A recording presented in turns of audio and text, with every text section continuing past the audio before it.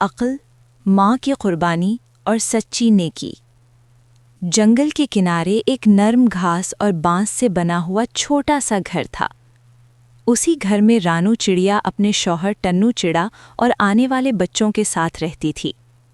رانو اکثر فکر مند رہتی تھی۔ ٹنو، یہ گھر بہت نیچا ہے، اگر بارش زیادہ ہو گئی تو؟ ٹنو مسکرا کر بولا، ڈر مت رانو، میں نے یہ گھر عقل سے بنایا ہے، طاقت سے نہیں۔ کچھ دن بعد زوردار بارشیں شروع ہو گئیں۔ دوسرے پرندوں کے گھونسلے پانی میں ڈوب گئے۔ بلی اور سانپ جیسے دشمن درختوں پر چڑھ آئے۔ لیکن رانو کا گھر پانی کے ساتھ تیرنے لگا۔ ٹنو کی عقل نے سب کو حیران کر دیا، مگر قسمت کو کچھ اور منظور تھا۔